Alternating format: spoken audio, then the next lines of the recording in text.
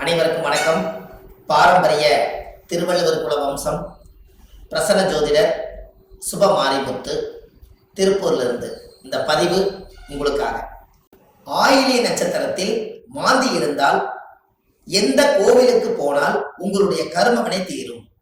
மாந்தி என்பது யார்?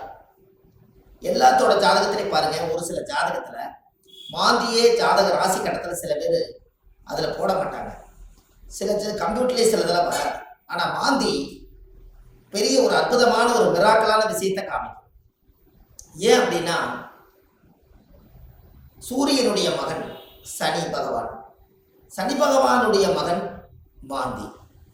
இந்த மாந்தி எதுக்கு அதிகமாக யூஸ் ஆகுதுன்னு கேட்டீங்கன்னா, இறப்பு தோஷத்துக்கு மாந்தி அதிகமாக முன்னோர்கள் எடுத்துக்கிட்டாங்க.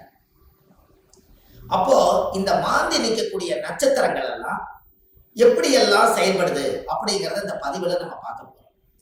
இதை மறக்காம ஒரு பேனா நோட் எடுத்து குறிச்சு வச்சுக்கோங்க. இது வரக்கூடிய ஜோதிடர்களுக்கும் பயன்படும். நம்ம இந்த யூடியூப் சேனல் வள்ளுவர் வாக்கு யூடியூப் சேனல்ல போய் பார்க்குறவங்களுக்கும் பயன்படும். இனி வரக்கூடிய சந்ததிகளுக்கும் இது பயன்படும். மாந்திக்கு இப்படி மிராக்கள் இருக்குதா அப்படிங்கிற ஒரு விஷயத்த இன்னைக்கு நம்ம அதை சொல்ல போறோம். இப்போ உங்க வாழ்க்கையில நீங்க தெரிஞ்சுக்க வேண்டிய விஷயம், இந்த மாந்திக்கு ஒவ்வொரு நட்சத்திரத்துக்கும் இந்த மாந்தி தோஷம் எப்படி உருவாகுது அப்படின்னா, அந்த காலத்துல குழுகன் நின்ற வீடு குட்டிச்சவர்னு சொன்னாங்க. குழுகன் நின்ற வீடு குட்டிச்சவர் அப்படின்னா குழுகன் நின்ற வீடு குட்டிச்சவரா. அப்ப இந்த மாந்தி போய் எந்த ராசியில் இருக்குதோ, எந்த நட்சத்திரத்து மேல ஏறி உட்கார்ந்து இருக்குதோ, அந்த நட்சத்திரத்தினுடைய திசைகள் அவங்களுக்கு தோஷம் அடையுமா. அப்ப அந்த மாந்தி தோஷம் என்பது என்ன? இறப்பு சம்பந்தப்பட்டது. உங்களுக்கு ஒரு உதாரணத்துக்கு சொல்றேன். லக்னங்கிறதா உயிர், லக்னம் தான் உயிர். ஒரு மனிதனுக்கு ஒரு தாயுடைய கருவறையில இருந்து தொப்புள் கொடியை அறுக்கும் நேரம் எந்த லக்னத்துல அவங்க பிறந்திருக்காங்களோ, அந்த லக்னம் எந்த நட்சத்திரத்துல கரெக்டா நிக்குதோ, அந்த நட்சத்திரத்து மேல இந்த மாந்தியோட தீட்டு தோஷம் அதுல இருக்கு. இது உங்களுக்கு தெரியுமா? இதை நீங்க கண்டிப்பா தெரிஞ்சுக்கணும். அப்ப லக்னத்தினுடைய மாந்தி பிரேத சாபம், மாந்தி என்பது இறப்பு. அப்போ அவங்க முன்னோர்கள் அந்த காலத்துல என்ன பண்ணிருப்பாங்கன்னா, ஒரு லக்னத்துக்குள்ள லக்னம் ஒரு ராசி கட்டத்துக்குள்ள 3 நட்சத்திரம் இருக்கு. இந்த 3 நட்சத்திரத்துல இப்போ ஒரு உதாரணத்துக்கு அசுவனி, பரணி, கிருத்திகை 1ஆம் பாதம், இந்த 3 மேச ராசியில இருக்குது. ஒரு உதாரணம். அதுல அசுவதி நட்சத்திரத்துல மாந்தி இருந்தா என்ன பலன், பரணி நட்சத்திரத்துல மாந்தி இருந்தா என்ன பலன், கிருத்திகை நட்சத்திரத்துல மாந்தி இருந்தா என்ன பலன், இதைத்தான் இந்த பதிவுல உங்களுக்கு சொல்ல போறேன். இது உதாரணத்துக்காக. அப்போ ஒரு நட்சத்திரம் அந்த ஜாதகத்துல நம்மளுக்கு கிடைக்க வேண்டிய நட்சத்திரம். அப்ப எந்த நட்சத்திரத்துல மாந்தி உங்களுடைய ஜாதகத்துல இருக்குதோ, அந்த நட்சத்திரத்தினுடைய திசை உங்களுக்கு தெரியும். உதாரணமா அசுவதி நட்சத்திரமா இருந்தா அவங்க கேது திசையில தான் அவங்க செயல்படுவாங்க. அப்ப ஜாதகத்துல எனக்கு என்னங்க அசுவதி நட்சத்திரம் கேது திசை நடக்குது, எனக்கு கேது அசுவதி நட்சத்திரத்துக்கு கேது திசை நடத்துறாரு, எனக்கு ஒரு பலனுமே நடக்கலைங்க அப்படின்னு நீங்க சொல்லவே வேண்டாம். அந்த அசுவதி நட்சத்திரத்துக்கு அதிபதி கேது இந்த மாந்தியோட சாபம் வாங்கி இருக்கிறதுனால அந்த திசை நம்மளுக்கு வேலை செய்ய மாட்டேங்குது. அப்ப அதை நம்ம சரிப்படுத்தினா தானே அது நிவர்த்தியாகும். அப்ப அசுவதி நட்சத்திரத்துக்கு கேது, கேது என்பது பாட்டியில பாட்டின்னு வருது. அப்ப பாட்டிக்கு ஈமகாரிய செலவு செய்யாம விட்டுட்டால், அந்த முன்னோர்களுக்கு ஈமகாரியங்கள் செய்யாம விட்டுட்டா, இறந்த முன்னோர்களுக்கெல்லாம் மூதாதிகளுக்கெல்லாம் செய்யாம விட்டுட்டா, இந்த நட்சத்திர சாபம் அந்த குடும்பத்துக்குள்ள போய் அந்த திசைக்கு யோகத்தை கொடுக்கறது இல்லை. அப்ப கர்மாவிலேயே மாட்டிக்கிறீங்க. அப்புறம் எப்படி மேல வரும்? அப்ப இதெல்லாம் அந்த காலத்துல முன்னோர்கள் குளிகை நின்ற வீடு குடிச்சவர்னு எதுக்கு சொல்லி வச்சாங்கன்னா, ஒரு வீட்டுல ராசி கட்டத்துல குளிகை நின்ற வீடு குடிச்சவர் சொல்லி வைக்கல.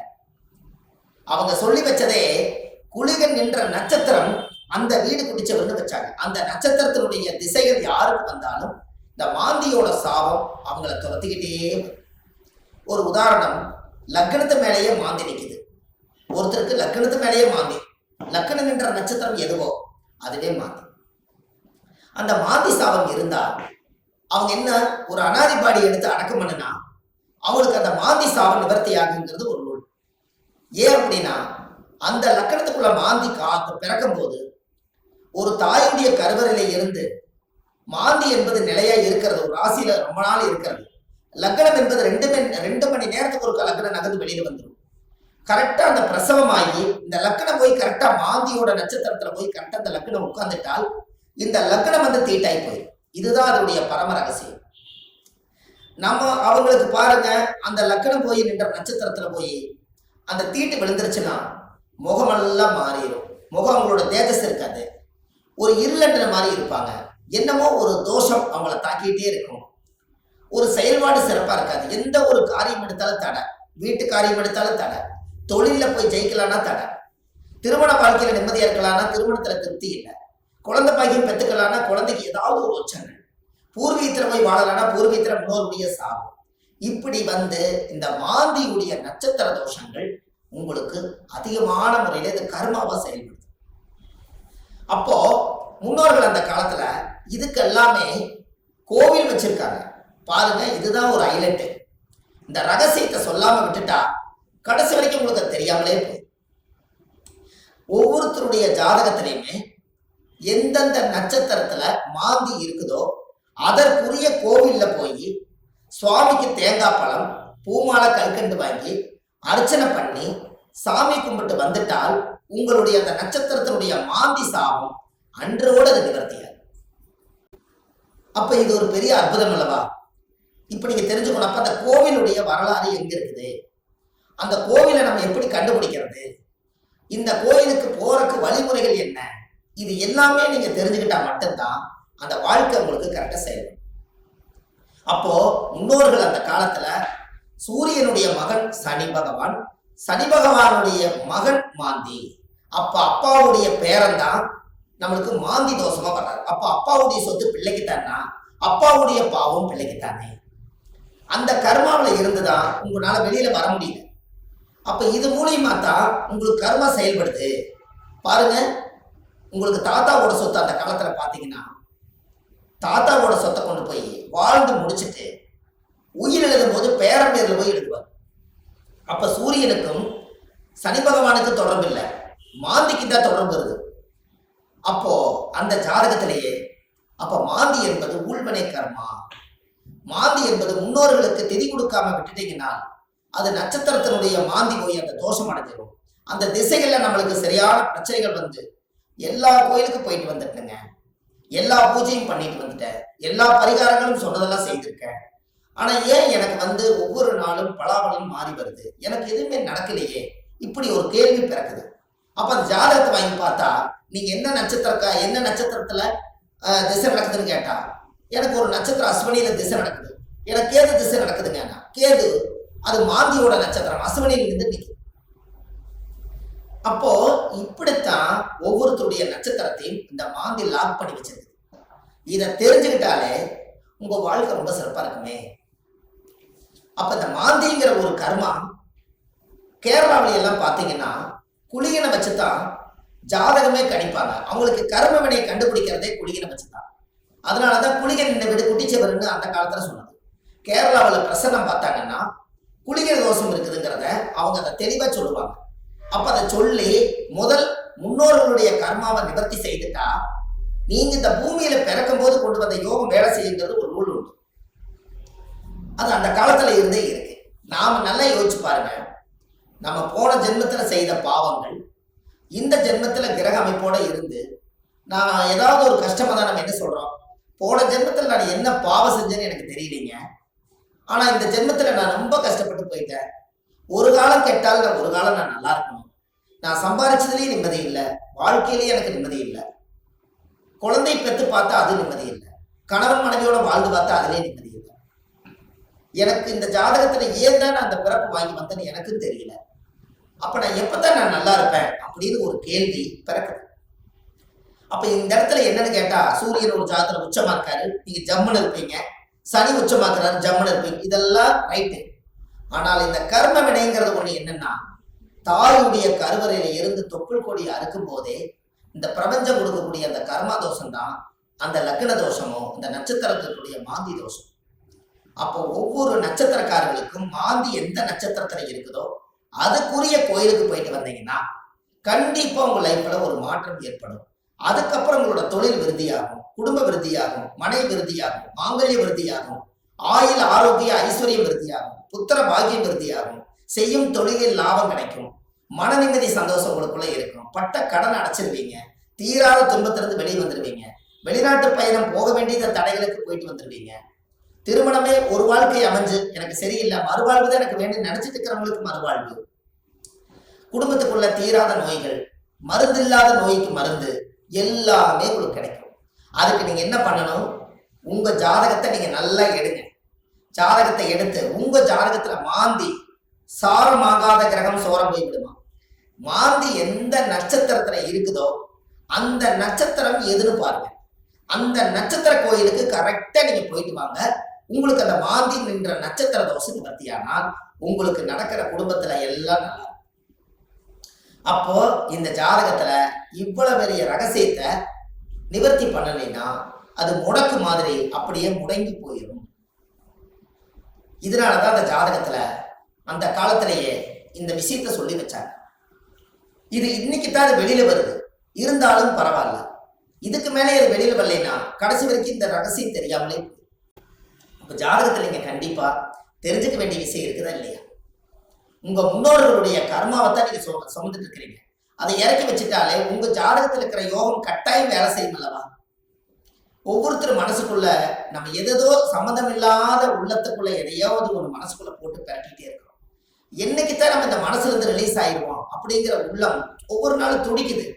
அதுக்கு எங்க தப்பு நடக்குதுன்னு நமக்கு தெரியணும் அல்லவா? திசை அடிப்படையில பார்த்தா எனக்கு திசை நல்லா இருக்குதுன்னு சொல்றாங்க, ஆனா மனசு சரியில்லை. நட்சத்திர அடிப்படையில பார்த்தா எனக்கு இந்த நட்சத்திரம், ஆனா இந்த வரைக்கும் நான் நல்லா வாழல. லக்னம் நல்ல லக்னத்துல தான் பிறந்திருக்குன்னு சொல்றாங்க, ஆனா லக்ன பிறப்புல நான் நல்லா வாழல. 9 கிரகங்களும் சரியான இடத்துல அமைஞ்சிருக்குதுன்னு சொல்லியிருக்காங்க, ஆனா இது வரைக்கும் எனக்கு 9 கிரகத்தினுடைய சூட்சமத்தினால நான் திருப்தி அடையல. அப்ப நானே கையூனி கரணம் பாஞ்சு வாழ்க்கையில வெளியே சொல்லாம ஒரு கௌரவத்துக்காக வாழ்ந்துட்டு இருக்கிறேன். நான் என்னைக்குத்தான் உண்மையா வாழுவேன்? இப்படிங்கிற கேள்வி ஜோதிடம் பார்க்க ஒவ்வொருத்தர்களுடைய உள்ளத்திலே துடிக்குது. அப்ப இந்த வாழ்க்கைக்கெல்லாம் மாந்தி தான் பிரதான தோஷம், அதுதான் ஊழ்வினை தோஷம், அதுதான் கர்மவினை தோஷம். முடக்கு தோஷத்துக்கு அப்பாற்பட்டு 100 விதமான தோஷத்துக்கு ஒரே தோஷம் மாந்தி தோஷம். இந்த இறப்புக்கு மட்டும் ஒரு பெரிய தோஷம் என்னன்னா மாந்தி தான் இறப்பு. உங்களுக்கு ஒண்ணு தெரியுமா? குளிகை காலத்துல சொல்லுவாங்க, ஒரு குளிகை காலத்துல ஒரு விஷயத்தை செஞ்சா திரும்ப திரும்ப செஞ்சுக்கிட்டே இருப்பாங்க. அப்ப நல்லது செஞ்சாலும் திரும்ப திரும்ப வரும், கெடுதல் செஞ்சாலும் திரும்ப திரும்ப வருமா. அப்ப குளிகை நேரத்துலதான் எதை செய்யணும்னு அந்த காலத்துல முன்னோர்கள் அதை யோசிச்சு வச்சிருக்காங்கல்ல. இதெல்லாம் தான் உலகத்துல இருக்கு. நீங்க போங்க, வள்ளுவர் வாக்குன்னு யூடியூப் சேனல்ல போனீங்கன்னா இது போல ஆயிரக்கணக்கான பரிகாரத்தை நிறைய கொடுத்துருக்கேன். கண்டிப்பா இதெல்லாம் நீங்க தெரிஞ்சுக்கணும். ஏன்னா அந்த மாந்தியோட சாபத்தை தீர்த்துட்டாலே உங்க வாழ்க்கையில ஒரு அஸ்வமேத யாகம் நடத்துறதுக்கு சமம் கொடுக்கும். எப்படி ஒரு பிரமாதமான ஒரு பிறப்புன்னு பாருங்க. அப்ப இந்த கண்டிப்பா உங்களுக்கு இதுக்கு ஒரு தீர்வு வேணும் அல்லவா? அதுக்கு நீங்க முதல் இந்த கோவிலை கண்டுபிடிக்கிறதுக்கு முன்னாடி முதல் நீங்க வீடு வாசல்லாம் வலிச்சு சுத்தப்படுத்திட்டு, இந்த மாந்திக்கு ஏதாவது ஒரு அனாதையா இறந்து போயிருந்தாலும் இல்ல ஒரு இறப்புக்கு நீங்க போனாலும், எங்களோட வாழ்க்கையில மாந்தி தோஷம் பிரேத தோஷம். யாருடைய நட்சத்திரத்துல மாந்தி இருக்கு அந்த நட்சத்திரத்துக்கு பிரேத தோஷம். அதனால இறந்தவங்களுக்கு ஏதாவது ஒரு ரோஜாப்பூ மாலை வாங்கி கொண்டு போய் மாலை போட்டுவாங்க. அப்படி இல்லைன்னா ஒரு வில்வ மாலை வாங்கி கொண்டு போய் போட்டுவாங்க. அதை போட்டுட்டு வீட்டுல மஞ்சள் தண்ணி கல்லுப்பு போட்டு வீடு வாசல்லாம் வலிச்சு நீங்க சுத்தப்படுத்தி உங்க குலதெய்வ கோயில போய் 11 ரூபாய் காணிக்க, வெத்தலைப்பாக்கு, எலுமிச்சம்பழம் இதை கொண்டு போய் சாமியோட பாதத்துல வச்சு கும்பிட்டுட்டு இந்த மாந்திக்கு உண்டான கோவிலுக்கு நீங்க போயிட்டு வரணும். ஆயில்ய நட்சத்திரத்தில் மாந்தி இருந்தால் பேரையூர் கோயில் புதுக்கோட்டையில் உள்ளது. அந்த கோவிலுக்கு சென்று தேங்காய் பழம், பூமாலை, கல்கண்டு வாங்கி அர்ச்சனை செய்து உங்களுடைய பெயரில் உங்கள் ஜாதகத்தை கருவறையில் வைத்து பூஜை செய்து வந்தால் அன்றோடு உங்கள் ஜாதகத்தில் உள்ள சகல தோஷம் நிவர்த்தியாகும். அப்ப அந்த கோவிலுக்கு நீங்க போறதுக்கு முன்னாடி இந்த வீடு வாசல்லாம் வலிச்சு நீங்க சுத்தப்படுத்தி, குழந்தை பிறந்த வீடு, வயசுக்கு வந்த வீடு, இறந்த வீடு, இந்த வீட்டுகளுக்கெல்லாம் நீங்க போகாம இந்த பிரேதத்துக்கு நீங்க மாலை போட்டுட்டு 3வது நாள்ல இருந்து ஒரு 3 நாளைக்காவது வீடு வாசல்லாம் வலிச்சு சுத்தப்படுத்தி நான்வெஜ் எதுவுமே யூஸ் பண்ணாம நீங்க பரிசுத்தமா நீங்க இருக்கணும். இருந்துதான் நீங்க அந்த கர்மவினை தீர்க்கக்கூடிய கோயிலுக்கு நீங்க போயிட்டு வர முடியும். நல்லா புரிஞ்சுக்கங்க. இதுல குலதெய்வம் எனக்கு தெரியலீங்கன்னு சொன்னால் உபாசன தெய்வம், நீங்க என்ன இஷ்ட தெய்வத்தை இப்ப வணங்கிட்டு இருக்கிறீங்களோ அந்த தெய்வத்தோட பாதத்துல வெத்தலை வாக்கு, எலுமிச்சம்பழம், பூ, பழம், கனி வச்சு சாமி கும்பிடுங்க. ஒருவேளை எனக்கு உபாசன தெய்வம் தெரியலனா விநாயகர் கோயில வச்சு சாமி கும்பிடுங்க. வினையை தீர்க்கக்கூடியவர் விநாயகர். அப்படி ஒருவேளை எனக்கு விநாயகர் கோயிலும் முடியலனா முருகன் கோயில்ல திருச்செந்தூர் முருகனை நினைச்சுக்கலாம், ஆறுபட வீட்டுல எந்த படம் வேணாலும் நீங்க எடுத்துக்கலாம். இப்படி ஏதாவது ஒரு தெய்வாலயத்துல வெத்தலை பாக்கு, 11 ரூபாய் காணிக்க, எலுமிச்சம்பழம் இதை வச்சு நான் இந்த கர்ம வினையை தீர்த்துட்டு வர்றேன், அதை தீர்த்துட்டு வந்ததுக்கு அப்புறம் என்னுடைய வாழ்வாதாரம் நல்லா இருக்குன்னு சொல்லி நீங்க அந்த ஒரு மூல மந்திரத்தை நீங்க ஒரு கோயில்ல போய் சொல்லணும். என்னன்னு சொல்லணும்? முற்பிறவியில செய்த பாவங்கள் என்னோட கர்மாவெல்லாம் தீரணும்னு சொல்லி கோயில்ல நீங்க விளக்கு போட்டு ஒரு 21 முறையாவது அந்த கோயில் முன்னாடி போய் சாமி கிட்ட சொல்லணும். என்னன்னு? முற்பிறவியில செய்த பாவங்கள் எப்பிறவிக்கும் தொடராமல் இருக்க, இப்பிறவியிலேயே என்னுடைய தந்தை வழியில வந்த கர்ம வினைகளும் தாய் வழியில வந்த கர்ம வினைகளும் என்னுடைய இந்த பூர்வ ஜென்மத்துல நான் இந்த பூமியில கொண்டு வந்த கர்ம வினைகளும் இன்றோடு நிவர்த்தி ஆகட்டுன்னு சொல்லி உங்க ஜாதகத்துல இந்த கர்மா தோஷத்தை நீங்க சுத்தப்படுத்தியாச்சுன்னா அன்னையோட உங்க வாழ்க்கை ரொம்ப சிறப்பா இருக்கும். இதை சொல்லி விளக்கு போட்டு சாமி கும்பிட்டு தேங்காய் பழம், பூமாலை, கல்கண்டு வாங்கி அர்ச்சனை பண்ணி சாமி கும்பிட்டு வாங்க. அன்னையோட அது நிவர்த்தி ஆகும். அந்த கோவில் என்னங்கிறது தான் இப்போ உங்களுக்கு சொல்ல போறேன். ஏன்னா இந்த கோயில் நம்ம எப்ப சொல்லணுங்கிற ஒரு விதி இருக்குது. இந்த அர்த்தங்கள் எல்லாம் புரியாம நீங்க கோயிலுக்கு தெரிஞ்சிட்டாலோ கோயிலுக்கு போனாலோ விவரம் பத்தாது. அதனால நீங்க இதை செஞ்சீங்கன்னா உங்க வாழ்க்கை ரொம்ப பிரமாதமா இருக்கும் என்று சொல்லி, இந்த ஒவ்வொருத்தரோட வாழ்க்கையிலையுமே இந்த மாந்தி தோஷம் நம்மளை ரொம்ப கடுமையான பாதிப்புல கொண்டு போய் எல்லா மக்களையும் உட்கார வச்சதுனால இந்த மாந்தியிலிருந்து நீங்க விடுதலை ஆயிட்டால் உங்களுக்கு சுதந்திரம் கிடைச்சாச்சு. உங்க ஜாதகத்தினுடைய பிடியிலிருந்து, தோஷத்தினுடைய பிடியிலிருந்து, உங்க வாழ்வாதாரத்தினுடைய பிடியிலிருந்து நீங்க மிகப்பெரிய பிரம்மாண்டமான ஒரு ஆரோக்கியமான வாழ்க்கை வாழுவீங்க. இந்த மாந்தி சாபத்தை நிவர்த்தி பண்ணிட்டு வாங்க. உங்க வாழ்க்கை எப்படி இருக்குதுன்னு மட்டும் பாருங்க. வள்ளுவர் வாக்குன்னு யூடியூப் சேனல்ல போயிட்டு இருக்குது. ஆன்லைன்லயே நம்ம ஜாதகம் பார்க்கறோம். Date of birth, time, place நீங்க கொடுத்தா போதும், ஜாதகத்தை கணிச்சு போன்லயே உங்களுக்கு சொல்லிடுறோம். இதுல உங்க ஜாதகத்துல கீழே போயிட்டு இருக்கிற நம்பருக்கு நீங்க ஒரு முன்பதிவு செய்து வச்சுக்கோங்க. இந்த மாதிரி 1000 பரிகாரங்கள் உங்களுக்கு எளிமையா கொடுத்துருக்கறனால இதை நீங்க ஒரு சப்ஸ்கிரைப் பண்ணுங்க. டெய்லி போடக்கூடிய வீடியோ உங்களுக்கு வந்துடும். அப்ப இந்த ஒரு சூட்சமத்தை இன்னைக்கு இந்த மாந்தி தோஷத்தை நிவர்த்தி பண்றதுக்கு கட்டாயம் உங்களோட வாழ்க்கையில ஒரு மிகப்பெரிய ஒரு மாற்றத்தை நீங்க ஏற்படுத்த போகுது. அப்ப என்னென்ன நட்சத்திரத்துல மாந்தி இருந்தால் இந்த கர்மதோஷம் நீங்கிறத 27 நட்சத்திரத்துக்காரர்களுக்கும் இந்த வீடியோவை நான் உங்களுக்கு பதிவா கொடுக்குறேன். ஒவ்வொரு நட்சத்திரக்கார 27 நட்சத்திரத்துல யாராரு இந்த உலகத்துல எந்தெந்த நட்சத்திரத்துல நீங்க பிறந்திருக்கீங்களோ அந்தந்த நட்சத்திரத்துல போய் அதுக்குரிய கோயிலுக்கு போய் வழிபாடு பண்ணிடுவாங்க. கண்டிப்பா உங்க வாழ்க்கை நல்லா இருக்கும். அதுக்காக இந்த பதிவை கொடுக்குறேன். பாரம்பரிய திருவள்ளுவர் குல வம்சம், பிரசன்ன ஜோதிடர் சுப மாரிமுத்து, திருப்பூர்ல இருந்து. நன்றி, வணக்கம்.